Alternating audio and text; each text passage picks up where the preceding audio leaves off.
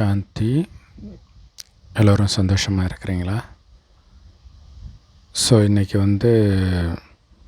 2 பிரபலங்கள் ஒரே நாளில் இறந்துருக்கிறாங்க. ஆச்சரியமாக இருக்குது. ரெண்டுமே கொஞ்சம் அதிர்ச்சி கொடுக்கக்கூடியதாக தான் இருக்குது. அதிலும் குறிப்பாக மனோஜ், டைரக்டர் பாரதி ராஜாவுடைய மகன் மனோஜ், வெறும் 48 வயசு தான் ஆகுது. அவருக்கு இதயத்தில் ஏதோ ப்ராப்ளம் அறுவை சிகிச்சையும் பண்ணியிருக்கிறாரு. ஸோ இந்த வயசில் இந்த ப்ராப்ளம் இப்போ சமீப காலமாக இது நார்மல் ஆயிடுச்சு. இந்த வயசில் இதயம் ப்ராப்ளம் வர்றது. ஆனால் ஆப்ரேஷன் பண்ணியும் இறந்துட்டாங்க அப்படிங்கிறது ஆச்சரியமாக இருக்குது. ஏன்னா ஆப்ரேஷன் பண்ணாமல் முன்னாடியே இறப்பாங்க. பட் ஆப்ரேஷன் பண்ண பிறகு குறைஞ்சது 15 வருஷம் இருப்பாங்க அப்படின்னு சொல்லுவாங்க. ஸோ அது இறந்தது ஒரு பெரிய அதிர்ச்சி கொடுக்கக்கூடியது. இன்னொன்று ஷிஹான் ஹுசைனி, கராத்தே மாஸ்டர், வில்வித்தை பயிற்சியாளர், அவருடைய மரணம். ஏன்னா ஓரிரு வாரத்திற்கு முன்பு தான் அவர் அவருடைய பேட்டி நிறைய சேனலில் வந்தது. நான் சாக போகிறேன் அப்படின்ட்டு. அந்த ஒரு குறிப்பிட்ட ஏதோ ஒரு கேன்சர் அது பிழைக்க வாய்ப்பே கிடையாது அப்படின்னு சொல்லியிருந்தார். பட் அது பேசும்பொழுது எந்த விதமான வருத்தமும் பயமோ எதுவுமே இல்லாமல் ஒரு கான்ஃபிடென்ஸாகவே தான் அவருடைய பேச்சு இருந்தது. ஸோ கடைசி நேரம் அவர் எடுத்த வீடியோவெல்லாம் கூட இருக்குது. சந்தோஷமாக பாட்டு பாடிட்டு இருக்கிறாரு. ஸோ அப்படி தான் அவர் இறந்திருக்கிறார். சில கோரிக்கைகள்லாம் கூட வச்சுருந்தார். மெயினாக அந்த வில்வித்தை பயிற்சி வீட்டுக்கு வீடு ஒரு வில்வித்தை வீரன் வேணும், இந்தியா கோல்டு வாங்கணும் அப்படின்னு சொல்லியிருந்தார். அப்புறம் அவருக்கு புத்தர்னால் ரொம்ப பிடிக்கும். ஒரு புத்தர் சிலை, அந்த சிலைக்குள்ளே அவருடைய இதயம் இருக்கணும்னு சொன்ன மாதிரி ஞாபகம். ஏன்னா அந்த இதயத்தை தவிர எல்லாத்தையும் அவர் எல்லா உறுப்புகளையும் தானம் பண்ணுறாரு, இதயத்தை மட்டும் கொடுங்க அப்படின்னும் கேட்டிருந்தார். ஸோ புத்தர் சிலைக்கா அல்லது அவருடைய சிலைக்காக இதயம் கேட்டிருந்தாரான்னு தெரியல. சரி, இதில் ஒரு முக்கியமான விஷயம் என்ன அப்படின்னா, ஷிஹான் ஹுசைன் ஒரு 60 அந்த மாதிரி வயது இருக்கும்னு நினைக்கிறேன். பட் இவர் 48 வயதிலேயே இறந்தது, மனோஜ் இறந்தது ரொம்ப ஆச்சரியமாகவும் அதிர்ச்சியாகவும் இருக்குது. அதே நேரத்தில் இது இன்னொரு விஷயத்தையும் ஊர்ஜிதப்படுத்துது. என்ன அப்படின்னா, நம்ம வாழ்ந்துட்டு இருக்கக்கூடிய உலகம் இதை கடவுள் மரணலோகம் அப்படின்னு சொல்லுவார். ஆக்சுவலாக அமரலோகம்னு கேள்விப்பட்டிருப்போம் இல்லையா? இறந்தவர்கள் எடுத்துகிட்டு போகிற அந்த வாகனத்திற்கு கூட அமரர் ஊர்தி அப்படின்னு சொல்லுவாங்க. ஆனால் அமரர் அப்படின்னா மரணமற்றவர்னு அர்த்தம். ஆனால் நம்ம ஒருத்தங்க இறந்துட்டாங்கன்னா அமரர் ஆகிட்டார் அப்படிலாம் சொல்லிடுறோம். ஆனால் நம்ம இருக்கக்கூடிய இடம் மரணலோகம். எப்பையும் விட இப்போ இந்த வார்த்தை கரெக்டாகவே இருக்குது. இல்லை, இந்த வயது வரை கம்பல்சரி வாழ்வாங்க அப்படிங்கிறதுலாம் எந்த கேரண்டியும் யாருக்கும் கொடுக்க முடியாத, எந்த வயதினருக்கும் கொடுக்க முடியாத ஒரு காலகட்டத்தில் நம்ம வாழ்ந்துட்டுருக்குறோம். ஸோ இதை மெயினாக ஏன் சொல்கிறோம் அப்படின்னா, ஆன்மீகம் பற்றி நம்ம யார்கிட்டையாவது பேசுகிறோம் அப்படின்னா பெரும்பான்மையானவர்கள் வாயிலிருந்து வரக்கூடிய வார்த்தை அல்லது குறைஞ்சபட்சம் அவங்க மனதிலே உள்ள வார்த்தை, இதெல்லாம் வயசான அப்புறம் பார்க்கணும், இப்போ எதுக்கு அப்படின்ட்டு. வயசான வரைக்கும் அவங்க உயிரோடு இருப்பாங்க அப்படின்னு ஏதாவது கேரண்டி இருக்குதா அப்படிங்கிறத இப்போ சுற்றி நடக்கிற விஷயங்கள், அதுவும் கொரோனா காலத்தில் இறந்தவர்கள் இவர்களெல்லாம் பார்க்கும் பொழுது இப்போவும் வயதான பிறகு பார்த்துக்கலாம் அப்படிங்கிறது உண்மையிலே அறியாமையின் உச்சம் அல்லது அலட்சியம் அப்படின்னு சொல்லலாம். ஏன்னா இப்போ ஷிஹான் ஹுசைனி மரணத்தை பற்றி பேசும்பொழுது கூட அவர் இதுக்கெல்லாம் நான் பயப்பட மாட்டேன், நானும் எவ்வளோ மரணத்தை பார்த்துட்டேன், இப்போ கூட என்னோடய ஸ்டூடெண்ட்ஸ் இதை வென்றுடுவேன் அப்படின்னு சொல்கிறாரு. பட் அவர் வென்றுடுவேன்னு சொல்லலை. பட் ஆனால் நான் ஒரு கராத்தே வீரன், எனக்கெல்லாம் சும்மா இந்த மரணம் அப்படின்னு சொல்லியிருந்தார். ஸோ அதாவது சந்தோஷமாக இறந்துடுவேன் அப்படின்ற உணர்வு. ஸோ அப்படித்தான் அவர் இருந்திருக்கிறார். ஆனால் மரணத்தை கண்டெல்லாம் நான் பயப்பட மாட்டேன், இதெல்லாம் சும்மா அப்படின்னு சொல்லியிருந்தார். இப்போ இதில் முக்கியமான விஷயம் என்ன அப்படின்னா, மரணத்தை கண்டு பயப்படுறேன்னா பயப்படலையா அப்படிங்கிறது வந்து வேறு விஷயம். ஸோ மெயினாக வந்து அந்த மரணத்திற்கு யார் பயப்படுவாங்க அப்படின்னா, அவங்கள நம்பி மனைவி குழந்தை இவங்கெல்லாம் இருக்கும்போது தான் அதை பயப்படுவாங்க. இல்லை யாரும் இல்லை அப்படின்னா அது ஒரு பெரிய விஷயமாக எடுத்துக்க மாட்டாங்க. ஸோ இங்கே வந்து மற்றபடி மரணத்திற்கு பயப்படணுமா பயப்படக்கூடாதா அப்படின்னா, மரணத்துக்கு பயப்படக்கூடாது. ஆனால் இப்போ உங்களை வந்து ஒரு நாட்டுக்கு அனுப்புகிறாங்க. அந்த நாட்டில் வந்து அந்த நாட்டை பற்றி உங்களுக்கு எதுவுமே தெரியாது. அங்கே இருக்கக்கூடிய மக்கள் எப்படி இருப்பாங்க, இந்த மாதிரி எதுவுமே தெரியாது. அவங்க என்ன மொழி பேசுவாங்க தெரியாது. அவங்க என்ன காசு பயன்படுத்துவாங்க எதுவும் தெரியாது. உங்கள் கையில் எதுவுமே கிடையாது, காசு கிடையாது. இப்போ அந்த மாதிரி நாட்டில் உங்களை விட்டால் நீங்கள் பயப்படுவீங்களா பயப்பட மாட்டீங்களா? எவ்வளோ பெரிய கான்ஃபிடென்ஸான ஆளாக கூட இருக்கட்டுமே, எதுவுமே தெரியாது, உங்கள் கையில் காசும் கிடையாது. அங்கே மக்கள் பாஷை மட்டும் இல்லை, அவங்க எப்படி நடந்துக்குவாங்க அப்படிங்கிறது கூட எதுவுமே தெரியாது. அப்போ பயப்படுமா பயப்பட மாட்டோமா? திடீர்னு அங்கே போய் விட்டா இந்த மாதிரி தான் மரணத்திற்கு பிறகு நடக்க போகிற விஷயங்கள். இல்லை இங்கே இப்போ அந்த மாதிரி ஒரு நாட்டுக்கு திடீர்னு விட்டால் பயம். ஆனால் இந்த நாட்டுக்கு தான்ப்பா நீ போகிற, அதுக்கு வந்து நீ உன்னை இப்படி தயார்படுத்திக்கணும், இந்த மொழி கற்றுக்கணும், இந்த மாதிரி அங்கத்தைய கலாச்சாரம் இருக்கணும், இந்த மாதிரி சில பழக்கங்கள் நீ அங்கே பண்ணக்கூடாது, இப்படியெல்லாம் ஏற்கனவே சொல்லி கொடுத்துட்டாங்கன்னு வச்சுக்கோங்களேன். அப்போ உங்களுக்கு பயம் இருக்காது. அப்போ தெரியாதது தான் பிரச்சனை. ஸோ அப்போ என்னென்னா, மரணம் அறியாமையில் மரணிக்கிறது தான் பயமான விஷயம். தெரிந்து மரணிக்கிறதுல பயம் கிடையாது. ஆனால் யாருக்குமே வந்து மரணத்திற்கு பிறகு என்ன நடக்கும், அதுக்கு என்ன தயார் பண்ணிக்கணும் அப்படிங்கிறது தெரியாது. ஏன்னா மரணம் வந்து கன்ஃபார்ம். இப்போ நிறைய பேருக்கு வந்து உலகம் அழிய போகுது அப்படின்னு நாம் சொன்னால் கூட, இப்போ எல்லோரும் தானே சாக போகிறாங்க, அப்போ பார்த்துக்கலாம் அப்படின்னு சொல்கிறாங்க. ஆனால் அவங்க எப்படி நினச்சிட்ருக்குறாங்க அப்படின்னா, ஒரு இயற்கை சீற்றம் வருது, இவங்க எல்லாம் கும்பலாக ஒன்றா இருப்பாங்க, அப்போ பார்த்துக்கலாம் அப்படின்ட்டு. ஸோ இப்போ சென்னையில் வெள்ளம் வந்தது, நிறைய இடங்களில் வெள்ளம் வந்தது, கும்பலாக தான் இருந்தாங்க. அப்போ சந்தோஷமாக இருந்தாங்களா?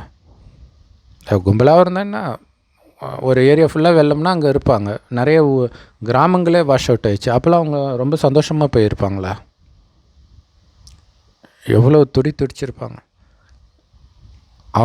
அதாவது அவங்க இறக்கிறதுக்கு முன்னாடி, அவங்க கண்ணு முன்னாடி அவங்க குழந்த வெள்ளத்தில் அடிச்சிட்டு போகுது, இந்த மாதிரி விஷயத்தெல்லாம் பார்க்கும்போது எப்படி இருந்திருக்கும்?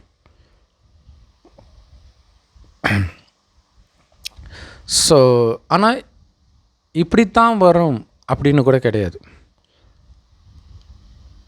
உலகம் அழியும், அது ஒரே நாளில் நடக்காது, ஒரே நாளிலும் நடக்கும் ஒரு பேரழிவாக வரும்போது. அது இல்லாமல் கொஞ்சம் கொஞ்சமாக, இப்போ கேரளா வயநாடு நடந்துச்சுல, அந்த மாதிரி கொஞ்சம் கொஞ்சமாகவும் ஆகும்.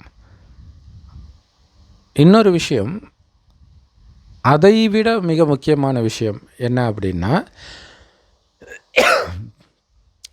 அதுக்கு முன்னாடி நம்ம வாழ்க்கையில் என்னென்ன நடக்கும் அப்படிங்கிறது தான் முக்கியமான விஷயம். உங்கள் கூட இருக்கிறவங்க உங்களுக்கு எதிராக மாறலாம்,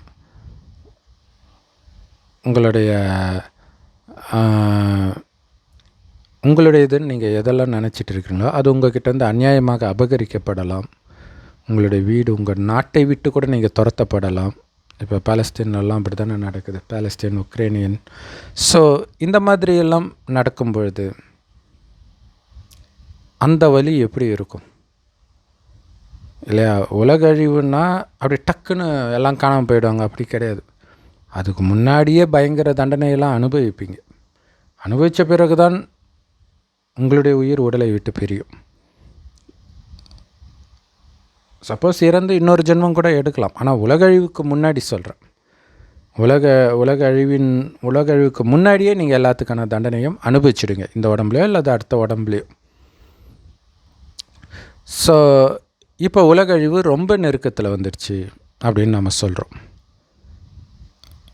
எவ்வளோ நெருக்கத்தில் இருக்குது அப்படின்னா, கடவுள் வந்து உலகம் அழிகிறதுக்கு 100 வருடம் முன்னாடி இந்த பூமிக்கு வர்றார். அவர் வந்தது 1936. சராசரியாக 100 வருடம் அப்படின்னா இன்னும் எத்தனை வருடம் இருக்குது? 11 வருடம் தான் இருக்குது, இல்லையா? ஸோ அதுக்குள்ளே உலகம் ரொம்ப மோசமாக இருக்கும். பைபிள் வந்து உபத்திரவ வருடங்கள், உபத்திரவ காலம் அப்படின்வாங்க. ஸோ அது வந்து இப்போ நடந்துக்கிட்டு இருக்குது.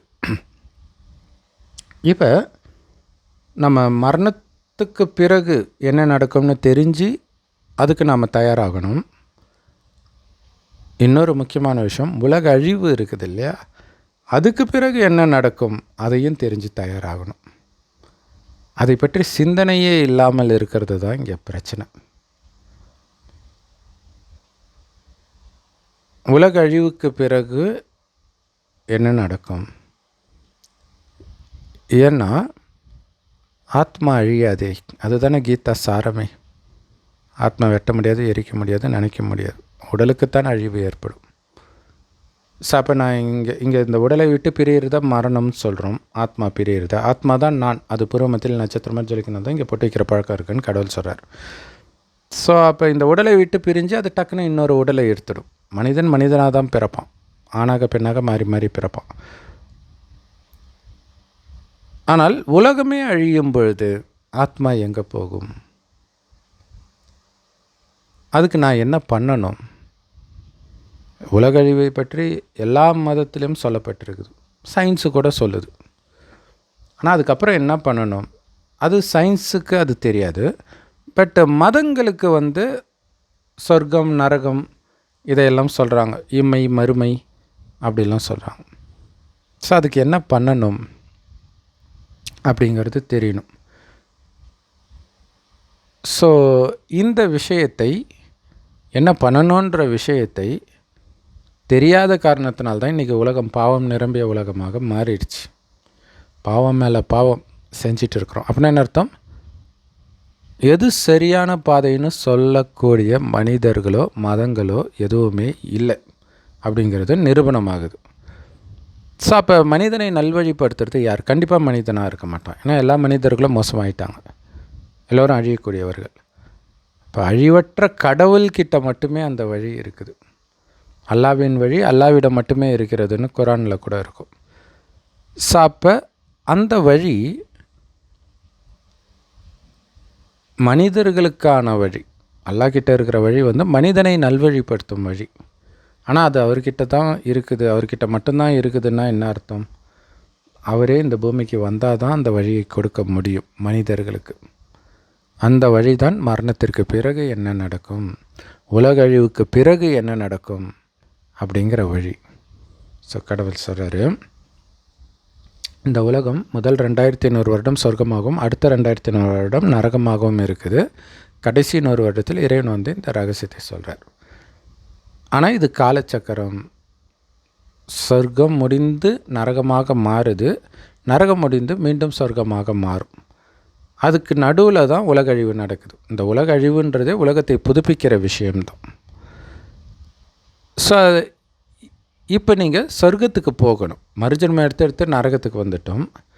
ஆனால் மறுஜன்மம் எடுக்கிறோம், உடலை விட்டு உயிர் பிரிந்த உடனே இன்னொரு உடலை எடுத்துடும். தாயின் கர்ப்பத்தில் ஒரு 4 மாத கரு இருக்கும்போது பிரவேசம் ஆகிடும் ஆத்மா.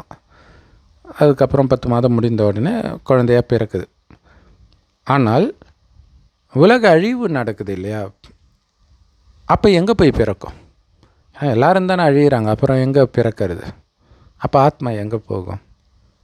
கடவுள் சொல்கிறார், செம்பொன் நிறமான ஒளி உலகம், அதை பரந்தாமம்னு சொல்கிறோம். இங்கே தான் ஆத்மா உலகம் அழியும்போது போகும். இப்போ இல்லை, இந்த 5000 வருடத்தை ஒரு கல்பன்றோம். ஒவ்வொரு கல்பத்திலும் இறுதியில் ஆத்மா அங்கே தான் போகும். பிறகு அங்கேருந்து இந்த பூமிக்கு வரும். உலகம் அழியும்போது எல்லா ஆத்மாவும் ஒன்றா போயிடும். ஆனால் வரும்போது எல்லா ஆத்மாவும் ஒன்றா வராது. ஏன்னா இந்த பூமி சொர்க்கம் ஆகிடும்.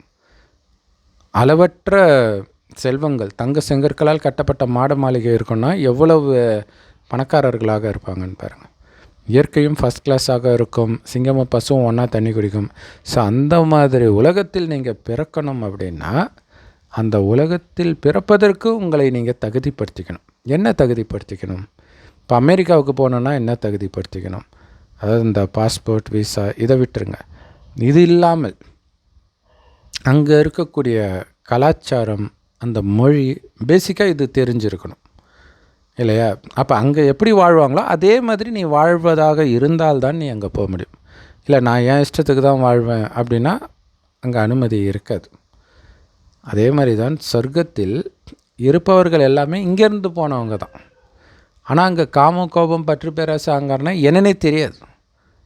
அப்படி நீங்கள் இங்கேயே மாறிட்டீங்கன்னா அங்கே வருவீங்க. அப்படி மாற்றுறதுக்கான வழியைத்தான் கடவுள் கொடுக்குறார். என்ன வழி கொடுக்குறார் அப்படின்னா, சொர்க்கத்தில் இருந்தவர்கள் ரொம்ப அழகாக இருந்தாலும் காமம், கோபம், பற்று, பேராசை, அங்காரனா என்னன்னே தெரியாது. அதுக்கு காரணம் அவர்களுடைய கவனம் அழியக்கூடிய இந்த உடலின் பக்கம் வராது. இந்த உடலை இயக்கக்கூடிய அழிவற்ற ஆத்மாவில் தான் அவர்களுடைய கவனம் சதா இருக்கும். தன்னையும் ஆத்மான்னு புரிஞ்சுக்கிட்டு பிறரையும் ஆத்மாவாகவே பார்ப்பாங்க. ஆத்மா தான் கண் வழியாக பார்க்குது, வாய் வழியாக பேசுது. அனைத்து காரியத்தையும் அந்த ஆத்மா, உயிர் தான் பண்ணுது. ஸோ அந்த ஆத்மா தான் நான்ற உணர்விலும் என் கூட பேசிக்கிட்டு இருக்கிறது ஒரு ஆத்மா தான் அப்படின்னு அந்த புருவமத்தியில் இருக்கிற ஆத்மாவையே அவங்க பார்ப்பாங்க மனக்கண்ணுனால். ஏன்னா அவங்களுக்கு தெரியும் இது ஜடம், உள்ளே தான் உயிர் உட்காந்துட்டு கர்மேந்திரியங்கள் மூலமாக பார்க்குறது, கேட்குறது, எல்லாத்தையும் பண்ணுது அப்படின்ற உணர்வு இருக்கனால எது பண்ணுதோ அதில் தானே கவனம் இருக்கணும். அதுதானே புத்திசாலித்தனம். ஸோ அப்படி இருப்பாங்க. ஆனால் இன்றைக்கி மனிதர்களுடைய கவனம் எங்கே இருக்குது? நாளுக்கு நாள் நடக்கிற பாலியல் குற்றங்கள் சொல்லும் மனிதனுடைய கவனம் எங்கே இருக்குன்ட்டு. முழுக்க முழுக்க தேகம், தேகத்தின் மூலமாக அடையக்கூடிய ஆனந்தம் இதிலேயே மூழ்கி கிடக்குது. இதனால் காமம், கோபம், பற்று, பேராசை, அகங்காரத்தில் விழுந்து கிடக்குது. இதுக்கு காரணமே கடவுள் சொல்கிறார், சொர்க்கத்தில் ஆத்மாவில் இருந்த கவனம் 2500 வருஷம் கழிச்சு ஆத்மாவிலேருந்து உடம்புக்கு வந்துடுது. ஆத்மான்றதை மறந்துடுறோம். ஸோ அப்போ தான் கொஞ்சம் கொஞ்சமாக காமம், கோபம், பற்று, பேராசை, அகங்காரம் இதெல்லாம் தலை தூக்க ஆரம்பிக்குது. ஸோ இதன் வசப்பட்டு நீங்கள் செய்கிற காரியங்கள் எல்லாம் பாவமாயிடுது. அதற்கான தண்டனை தான் சொர்க்கத்தில் நமக்கு இருந்த அழகு, ஆரோக்கியம், செல்வம் எல்லாமே படிப்படியாக நம்மை விட்டு பிரியுது, நீங்குது. இப்போ அனைத்தையும் இழந்துட்டோம். இந்த நேரத்தில் இறைவன் அனைத்தையும் மீண்டும் அடையிறதுக்கான வழி சொல்கிறார். சொர்க்கத்தில் எப்படி ஆத்ம உணர்வில் இருந்தீங்களோ, அதனால் காமம், கோபம், பற்று, பேராசை, அகங்காரம்னா என்னன்னே தெரியாத நிலையில் இருந்தீங்களோ, அதே மாதிரி இப்பையும் ஆத்ம உணர்வில் காமம், கோபம், பற்று, பேராசை, அகங்காரத்தை முற்றிலும் அழித்து காட்டுங்கள், சொர்க்கத்திற்கு வருவீங்க. ஸோ அது எப்படி சாத்தியம்? ஏன்னா ஆத்மா புலன் இன்பத்தில் மயங்கி கிடக்குதே. கடவுள் சொல்கிறார், உடம்புன்னு நினச்சா புலன் இன்பத்தில் தான் மயங்கும். நீங்கள் உடம்புன்னு நினைக்காதீங்க, ஆத்மான்னு உணருங்க. கான்சன்ட்ரேஷன் பவர் வரமாட்டேங்குதே, மயக்கத்தில் இருக்குது. ஸோ அதுக்கு தான் கடவுள் சொல்கிறார், அந்த மயக்கம் தெளிவதற்கு எப்போவுமே சக்தி நிரம்பிய என் ஒருவனை நினைவு செய்யுங்கன்ற. கடவுள் செம்பு நிறமான ஒளி உலகத்தில் நட்சத்திரமாக இருக்கார். அவரை தான் அல்லாஹ், சிவன், பரமபிதான் 3 மதத்திலும் சொல்கிறோம். கடவுள் ஒருத்தர் தான். கடைசின்னு ஒரு வருடம் ஒரு வயோதிகர் உடலில் இந்த ஞானத்தை கொடுக்குறார். அந்த வயோதிகருக்கு பிரம்மான் பேர் வைக்கிறார். அவர் வாய் வழியாக இந்த ஞானத்தை கேட்பவர் தான் பிரம்மகுமார், குமாரிகள். ஸோ அப்போ அவர் நம்மை மாதிரி பிறப்பிறப்பு சக்கரத்தில் வர்றதே கிடையாது. அந்த வயோதிகர் உடலில் பேசுகிற அந்த உடல் அவருக்கு சொந்தமானது கிடையாது. பிரம்மாவுக்கு அவர் அந்த வயோதிகருக்கு பிரம்மான், சிவன் பேர் வைக்கிறார். ஸோ பிரம்மாவுடைய உடல் அது. ஆனால் உங்களுடைய கவனம் பிரம்மா கிட்ட போகக்கூடாது. அவருடைய புருவமத்தியிலிருந்து நம்மக்கிட்ட பேசுகிற சிவன்கிட்ட தான் இருக்கணும். அவருடைய நினைவிலேயே மூழ்கணும். அவருடைய நினைவிலையும் அவர் கொடுக்குற ஞானத்தை சிந்தனை செய்வதிலையும் நாள் முழுவதும் உங்களை பிஸியாக வச்சுக்கணும். இது ஒரு செகண்டில் நடக்காது, ரொம்ப டைம் எடுக்கும் தான். முயற்சி பண்ணிக்கிட்டே இருக்கணும். இதே நேரத்தில் நம்ம மற்ற உலகில் விஷயங்களும் பண்ண வேண்டியதாக இருக்கும். இல்லை வேலைக்கு போகணும், சாப்பாட்டுக்கு. ஸோ இதெல்லாம் பண்ணிக்கிட்டு புத்தினால் தானே இங்கே வேலை. நான் ஆத்மா, என்னுடைய இடம் பரந்தாமம், இதை தான் பரலோகம்னு சொல்கிறாங்க. ஸோ இங்கே தான் என்னுடைய அப்பா சிவன் இருக்கார். அங்கேருந்து நான் வந்திருக்கிறேன். இப்போ மீண்டும் நான் அங்கே போகிறேன். அங்கே போயிட்டு சொர்க்கமான பிறகு சொர்க்கத்தில் மிக உயர்ந்த பதவியாக ஸ்ரீ நாராயணன் பதவியை அடைவேன் அப்படின்ற உணர்விலே நிரந்தரமாக இருக்கணும்.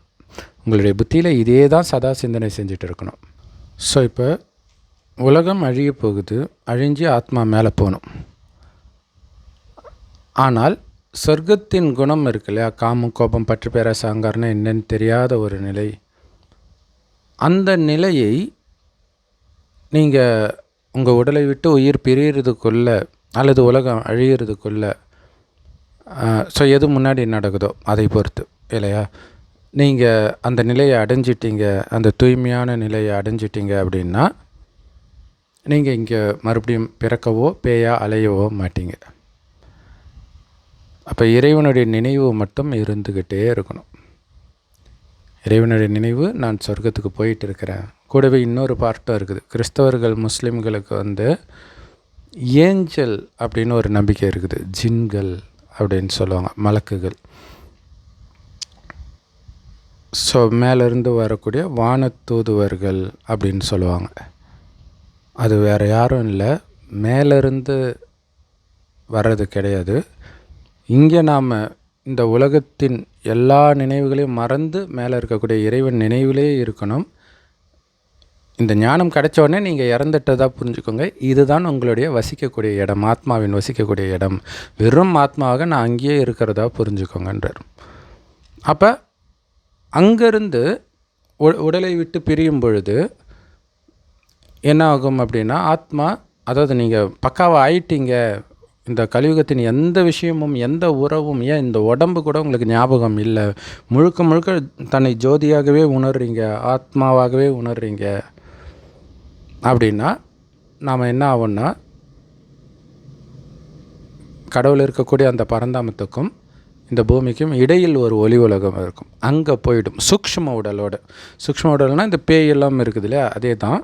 கீழே அலைஞ்சால் பேய், மேலே போனால் ஃபரிஸ்தா அல்லது ஏஞ்சல் அல்லது மலக்குகள், எப்படி வேணாலும் சொல்லலாம். ஆனால் அதற்கு இப்போத்துலேருந்தே நீங்கள் பயிற்சி பண்ணணும். எனக்கு உடம்பே கிடையாது, நான் அங்கே தான் இருக்கிறேன், அங்கேருந்து உலகத்தில் எல்லோருக்கும் சக்தி கொடுக்குறேன். ஏன்னா உங்களுடைய எண்ணம் போகும். எப்படி சக்தி கொடுக்குறது அப்படின்னா, நான் ஆத்மா, என்னுடையவர் ஒரு சிவத்தந்தை, அவர்கிட்டேருந்து எனக்கு சக்தி வருது, என்கிட்டேருந்து எல்லோருக்கும் சக்தி போகுது, அல்லது நானும் அவரும் இணைஞ்சிருக்கிறோம். ஸோ நிறைய மெத்தட் இருக்குது. ஸோ அது ஆழமாக இந்த பிரம்மகுமாரிகள் ஞானத்தை எடுக்கும்போது உங்களுக்கு புரியும். ஆனால் பேசிக் இது தான். இறைவனை தவிர எதுவும் கிடையாது. இறைவன் எப்படி எல்லோருக்கும் சக்தி கொடுக்குறாரோ அதே மாதிரி நம்மளாலும் கொடுக்க முடியும். என்ன சக்தி கொடுக்கறது? அன்பு, அமைதி, ஆனந்தம், இந்த சக்தி. ஸோ அப்போ அப்படி நீங்கள் சக்தி கொடுக்கணும் அப்படின்னா, எல்லைக்குட்பட்ட அனைத்து உறவுகளையும் உடச்சிட்டு புத்தியினால் இறைவனோட மட்டும் இணைஞ்சிருக்கணும். புத்தியினால் குடும்பத்தை விட்டு போகிறது கிடையாது. ஸோ அப்போ இந்த உடம்பில் இருந்துக்கிட்டே உடலில் இருக்கக்கூடிய அந்த உறவுகள், அதற்கான கடமையை நீங்கள் செய்தால் கூட புத்தியினால் நான் இங்கே இருக்கிறவன் கிடையாது, இங்கே இருக்கிறவங்களும் என்னுடையவர்கள் கிடையாது, நான் உலகத்தில் உள்ள எல்லோருக்கும் சக்தி கொடுத்துட்டு இருக்கிறேன்றதுலேயே உங்களுக்கு கவனம் 24 மணி நேரமும் இருந்துக்கிட்டே இருக்கணும். ஸோ அது பயிற்சி பண்ண பண்ண கவனம் கொடுக்க கொடுக்க அந்த நிலை வரும். அந்த நிலையில் இருக்கும்பொழுது உங்களுடைய உடல் உயிரை விட்டு பிரிந்தால், ஏன்னா எல்லாருக்கும் சொல்லிட்டு பிரியாது இல்லையா. ஸோ அப்போ டக்குன்னு போகும் பொழுது ஆல்ரெடி அந்த சூக்ஷ்ம லோகத்திலேயே இருக்கிற பயிற்சி பண்ணுறதுனால ஆனந்தமாக நீங்கள் அங்கே போவீங்க. ஏன்னா இங்கே இருக்கக்கூடிய எதுவுமே உங்களை பிடிச்சி இழுக்கக்கூடாது. ஐயோ என் மனைவி என்ன பண்ணுவா, என் குழந்தை என்ன பண்ணுவா, இது பண்ணணும் அது பண்ணணும், எதுவுமே இருக்கக்கூடாது. இந்த கலியுகத்தின் எந்த விஷயமும் உங்கள் புத்தியில் இல்லாமல், நான் சொர்க்கத்துக்கு போகணும், என் சகோதர ஆத்மாக்களுக்கு சக்தியை கொடுத்து அழைச்சிட்டு போகணும். ஏன்னா என்னுடைய அப்பா சிவனுடைய வேலை எதுவோ அதுதான் என்னுடைய வேலையும் அப்படின்னு இருக்கணும். இவ்வளோ கடமை இருக்குது இந்த உடலை விட்டு உயிர் பிரிந்த பிறகு. ஏன்னா உலகம் அழியும் போது தான் பரந்தாமத்துக்கு போக முடியும். ஸோ அது வரைக்கும் தற்காலிகமாக இருக்கிறதுக்காகவே இந்த சூக்ஷ்ம லோகத்தை இறுதியில் கடவுள் படைச்சிட்டு தான் வராரே. ஸோ இப்படியெல்லாம் ஒரு இடம் இருக்குது, அடுத்தது அங்கே போகணும் அப்படின்னு தெரிந்தால்தானே நாம் உடலை விட்டு உயிர் பிரியும் பொழுது அந்த உயிர் ஆத்மா சொல்கிறோம் இல்லையா, ஆத்மா தான் உயிருன்றோம். ஸோ அந்த ஆத்மாவில் தான் மனம் புத்தி இருக்கும். அது தெளிவாக சிந்திக்கும். இதே உடம்புல இருக்கும்போது என்ன சிந்திச்சிங்களோ அதே சிந்தனையோடு தான் அது வெளில வரும். அப்போ இந்த உலகியல் விஷயத்தை பற்றிய சிந்தனை எல்லாம் முடிச்சுட்டு இறைவன் நினைவிலே மூழ்கி நீங்கள் உடலை விட்டு வெளில வந்தீங்கன்னா உங்களுக்கு அது ஆனந்தமாக இருக்கும். ஆனால் வெளியில் வந்து கூட நீங்கள் இறைவன் நினைவிலும் உலகத்துக்கு சக்தி கொடுக்கணுன்ற நினைவில் தான் இருக்கணுமே தவிர கலியுகத்தின் எந்த தேகதாரி, அதாவது உடல் கொண்ட எந்த மனிதனுடைய ஞாபகமும் வந்துடக்கூடாது. வந்துருச்சுன்னா டக்குன்னு இங்கே பிறவி எடுத்துடுவீங்க அல்லது பேய அலைவீங்க. இவ்வளோ ப்ரிப்பரேஷன் இருக்குது. நான் யோசித்து பார்க்குறேன், ஒருவேளை இந்த ஞானம் இப்போ ஷாஹின் ஹுசைனுக்கு தெரிஞ்சிருச்சு அவர் இறந்துடுவாருன்ட்டு. ஸோ தெரிஞ்சு இந்த 2 வாரத்தில் அவருக்கு ஞானமும் கிடச்சிடுச்சின்னு வச்சுக்கோங்களேன், அவருக்கு நிச்சய புத்தியும் வந்துடுச்சுன்னு வச்சுக்கோங்களேன். அப்போ கூட முயற்சி பண்ணலாமே தவிர அந்த 2 வாரத்தில் பக்காவாக ஆகிட முடியாது. ஏன் ஆக முடியாதுன்னா, இந்த பிறவி ஃபுல்லாக எதெல்லாம் அவருடைய மைண்டில் இருந்ததோ, அவருடைய பேட்டியை பார்க்கும்போது அவருடைய மைண்ட் எல்லாம் அந்த வில்வித்தையிலே இருக்குது. ஸோ அவர் சொல்கிறார், என்னுடைய ஸ்டூடெண்ட்ஸ் கண்டிப்பாக கோல்டு மெடல் வாங்குவாங்க, நான் அவங்க பின்னாடி தான் அங்கே இருப்பேன், இறந்த பிறகு சொல்கிறார். ஸோ இது இது இது ஒரு முக்கியமான விஷயம். நம்ம செய்கிற காரியத்தை நேசிக்கிறது நமக்கு எவ்வளோ பெரிய எதிரியாக மாறுதுன்ட்டு. அதனால தான் கீதையில் கர்மயோகம்னு சொல்லப்பட்டிருக்கும். நீங்கள் செய்கிற காரியத்துக்கும் உங்களுக்கும் எந்த சம்மந்தமும் இல்லாமல் உங்களை எப்படி பிரிக்கிறது. இறைவனுடைய நினைவிலிருந்து இந்த உலகத்துக்கு சக்தி கொடுக்கறது தான் உங்களுடைய வேலையாக உங்கள் புத்தி பண்ணிகிட்டு இருக்கணும். கை கால் காரியத்தை பண்ணட்டும். சரீர நிர்வாகத்துக்காக சம்பாதிக்கிறதுக்காக ஏதோ காரியம் பண்ணுவீங்க, ஆனால் அதில் கவனம் போயிடக்கூடாது.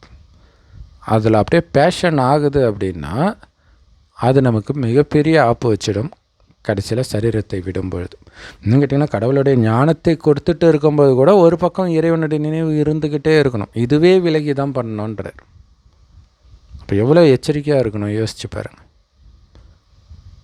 ஸோ இப்படி ஒரு பயங்கரமான ப்ரிப்பரேஷன் இருக்குது. ஏன்னா சின்ன சின்ன வயதில் இறக்கிறத நாம் பார்க்குறோம். பெரிய பெரிய பிரபலங்கள், இன்னும் குறிப்பாக சினிமா பிரபலங்கள் எடுத்துக்கிட்டிங்கன்னா, நல்ல மார்க்கெட்டில் இருக்கிறவங்க எவ்வளோ வயதானாலும் அது பின்னாடி அந்த காசு புகழ் இது பின்னாடியே போயிட்டு இருக்கிறாங்க. உண்மையில் அப்படி போகிறவங்க அனைத்தையும் இழக்க போகிறாங்க. யோசிச்சு போனால் அவங்களுடைய உயிர் அப்படியே ஒளியாக டக்குன்னு இந்த உடம்பை விட்டு வந்துச்சுன்னா எங்கே போகிறதுனே தெரியாது. அது தெரியாதனால தான் பேய அலைஞ்சிட்டு இருக்கிறாங்க. ஸோ அது ரொம்ப ரொம்ப ரொம்ப கொடுமையாக இருக்கும். அதேமாதிரி துக்கம் தாங்கலன்னு தற்கொலை பண்ணுறாங்க இல்லையா, ஸோ அதுக்கு மிகப்பெரிய தண்டனை கிடைக்கும். உடல் கிடைக்காமல் அலையிறது தான் மிகப்பெரிய தண்டனை. கொடூரமாக இருக்கும். ஒரு பயம் இருக்கும், பயங்கரமாக இருக்கும். அதாவது நீங்கள் நினைக்கிற இடத்துல டக்குன்னு ஆத்மா போயிடும். அது இன்னும் வலியை கொடுக்கும். நிறைய பாவம் வேறு செய்வோம். உடம்பு இல்லைன்னா என்னென்னமோ பாவம்லாம் செய்வோம். ஸோ அப்போ இத்தனையில் நம்ம நிறைய பாவத்தை ஒவ்வொரு ஜென்மத்திலும் உடல் இல்லாமல் தான் அதிகமாக பண்ணியிருப்போம்.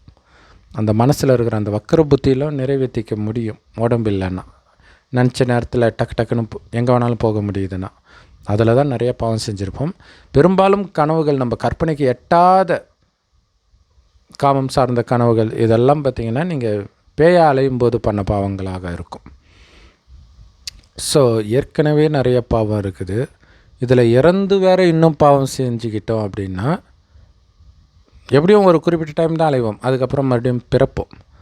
அப்போ அந்த பாவத்துக்கான தண்டனை பிறந்து இல்லை அனுபவிக்கணும். ஸோ அப்போ பாவமே செய்யாமல் இருக்கணும்னா பாவமே செய்யாமல் இருக்கிறது எப்படிங்கிற வழியை இப்போ தான் இறைவன் கொடுக்குறார். முதல்ல இறைவன் வந்திருக்கிறாருன்றதை முதல்ல தெரிஞ்சுக்கணும். அடுத்தது அவர் சொல்கிற ஞானத்தை கேட்கணும், அவருடைய நினைவிலே மூழ்கணும். அதுதான் சாரம்.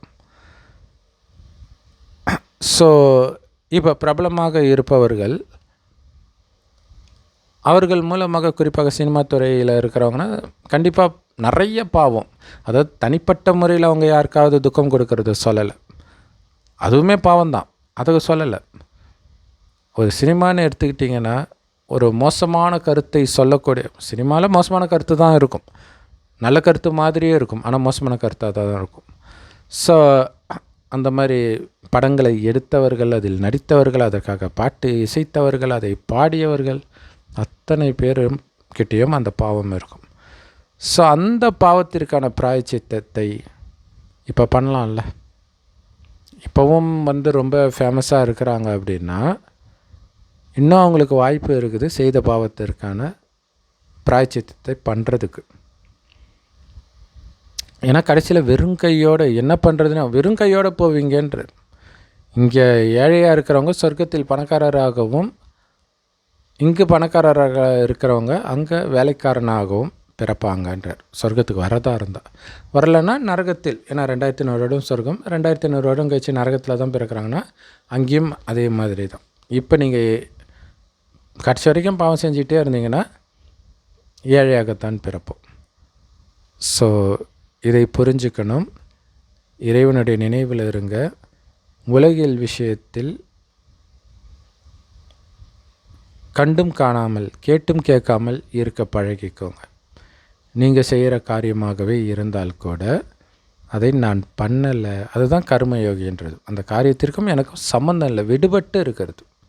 கை கால் காரியத்தை செய்து ஆத்மா கட்டளை இப்படி பண்ண, அவ்வளோதான். மற்றபடி அது இறைவனுடைய வழிப்படி நடக்கணும், இறைவனின் நினைவில் நடக்கணும். அதனால் இறைவனை நினைப்பதில் மட்டுமே உங்களுடைய கவனம் இருக்கணும். உண்மையில் இந்த உலகத்தின் எந்த விஷயத்தையும் நினைக்காமல், இந்த உலகத்தின் விஷயங்கள் மீது பற்றுக்கொள்ளாமல் அல்லது அதன் பாதிப்பில் வராமல் இருக்கிறது இருக்குது பார்த்தீங்களா. இறைவன் நினைவிலே மூழ்கினாதான் அது கிடைக்கும். அதுதான் மிகப்பெரிய வீரம், மிகப்பெரிய அச்சீவ்மெண்ட். அதை பண்ணதுனால தான் ஆஞ்சநேயர், பீமன் இவங்களுக்கெல்லாம் பெரிய பெரிய சிலை வச்சுருக்கிறது. உடல் பலத்தை குறிக்கிறது இல்லை, ஆத்ம பலத்தை. யாருமே என்னுடையவர்கள் இல்லைன்னு நீங்கள் விலகி இருக்கும்பொழுது தான் யாருக்கு என்னானாலும் உங்களுக்கு வலிக்காது. ஆனால் நம்ம உடல்னு நினச்சிக்கிட்டு பிறரையும் உடல்னு பார்த்து அந்த உடலின் உறவுகளில் சிக்கிக்கிறதுனால தான் அவங்களுக்கு ஏதாவது ஒன்று ஆச்சுன்னா நமக்கு வலிக்குது. ஸோ சமீபமாக கூட பார்த்திங்கன்னா எங்கேயோ ஒரு இடத்துல கணவன் இறந்த மனைவியும் இறந்துட்டாங்க. கணவன் இறந்த பிறகு மனைவி இறந்தாங்களா, மனைவன் இறந்த பிறகு கணவன் இறந்தாங்களா தெரில, ஒரே நேரத்தில் ஒரு சில நிமிடங்களின் வித்தியாசத்தில். இது பெருமையாக சொல்கிறாங்க, இதை பெருமைப்படுறதில்லை. இது உண்மையிலே வருத்தப்பட வேண்டிய விஷயம். ஏன்னா ஒரு கணவன் இறந்துட்டாரேன்னு அவர் இறக்குறாருன்னா என்ன அர்த்தம்? கணவனுடைய நினைவில் தான் இவங்க இறக்குறாங்க, கடவுளுடைய நினைவில் இறக்கலை. இப்போ கடவுளுடைய நினைவிலே இருக்கும்போது தான் இந்த மாதிரி துர்சம்பவத்தையும் உங்களால் தைரியமாக ரொம்ப சகஜமாக எதிர்கொள்ள முடியும். ஸோ நம்ம ஹுசைனி அவர்களுடைய அந்த 2 வாரம் முன்னாடி போட்ட வீடியோவை பார்த்து நம்ம வீடியோ கூட போட்டிருந்தோம். அவர் பார்த்தாரா தெரியல, பார்த்தாலும் புரிஞ்சிருக்குமா தெரியல. அப்படி அந்த 2 வாரத்தில் அவர் முயற்சி பண்ணியிருந்தால் கூட ரொம்ப நல்ல நிலையை அவரால் அடைய முடியும். இங்கே பிறந்தால் கூட அந்த முயற்சி செய்து பாவத்தை அழிக்க பணக்கார குடும்பத்தில் பிறப்பாங்க. ஸோ கடந்தது கடந்து போச்சு. இதுவரைக்கும் யார் எப்படி இருந்தாங்க நமக்கு தெரியாது. பட் உங்களுக்கு இந்த ஞானம் கிடைச்சிருச்சு இல்லையா? இனி இதில் கவனம் வையுங்கள். ஏன்னா உலகம் அழியத்தான் போகுது. இது ஒன்றும் ஆனந்தமான விஷயம் இல்லை, ஆனந்தமாக பாட்டு பாடிட்டு ஆடிட்டு இருக்கிறதுக்கு. உலகம் அழிய போகுது, ஆனந்தமான உலகம் வரப்போகுது. அதை நினைத்து ஆனந்தப்படுங்கள். சினிமா பாட்டு பாடிட்டு ஆனந்தமாக இருக்கிறது கிடையாது, அதுக்கு பேர் மயங்கிறது. அது ஆனந்தம் கிடையாது. ஆனந்தம் உள்ளிருந்து வரும், எதுவுமே இல்லாமல் இல்லையா? பாட்டு பாடத்தால் எதையும் கேட்கத்தால உள்ளுக்குள்ளேயே அந்த ஆனந்தம் இருந்துக்கிட்டே இருக்கணும். ஸோ இந்த துக்கம் நிரம்பிய உலகத்தில் எதை நினைத்து நீங்கள் ஆனந்தப்படுவீங்க? கவனம் விட்டாலே பயம் வந்துடும். அதனால தான் சினிமா, சாராயம் இப்படி போயிட்டு இருக்கிறாங்க. ஸோ அப்போ நான் சொர்க்கத்தின் ஸ்ரீ நாராயணன் ஆக போகிறேன்ற அந்த போதை இருக்கணும். ஏன்னா சொர்க்கத்தில் மிக உயர்ந்த பதவி அது. எதுவானாலும் சொர்க்கத்தில் ஆனந்தமாக தான் இருக்க போகிறோம். ஆனால் ராஜா கண்டிப்பாக பிரஜையை விட அதிக ஆனந்தத்தை, சுகத்தை அனுபவம் செய்வார். அதுலேயும் நம்பர் 1 ராஜா ஸ்ரீநாராயணன் ரொம்பவே சுகத்தை அனுபவம் செய்வார். அற்புதமான அழகான உடலும் கிடைக்கும். தெய்வீக குணங்களிலும் ரொம்ப நிரம்பியவராகவும் இருப்பார். ஸோ அப்படி அடைவது தான் உங்களுடைய லட்சியமாக இருக்கணும். தெளிவாக இருக்கணும். இந்த உடலை விட்டால் டக்குன்னு நான் மேலே போயிடுவேன், கீழே வந்துடக்கூடாது. அப்போ கீழே இருக்கிற எந்த நினைவும் இருக்கக்கூடாது. அதான் கர்ம பந்தனன்ற கயிறை அறுக்கிறது அப்படின்னு கடவுள் சொல்வார். ஸோ இறைவனின் நினைவில் இருந்து இந்த பழைய துக்கம் நிரம்பிய கலியுகத்தை மறந்து சுகம் நிரம்பிய சொர்க்கத்திற்கு சுகமாக பயணிப்போம். ஓம் சாந்தி. தேங்க்ஸ் ஃபார் வாட்சிங். ஸோ இந்த ஞானம் எல்லா பிரம்மகுமாரிகள் ராஜயோக தியான நிலையத்திலும் முற்றிலும் இலவசமாக கிடைக்குது. யூடியூப் வெப்சைட்ஸ்லேயும் இருக்குது. அதோடய லிங்க் இந்த வீடியோக்கு டிஸ்கிரிப்ஷனில் கொடுக்குறோம். அவசியம் பார்த்து பயன்பெறுங்கள்.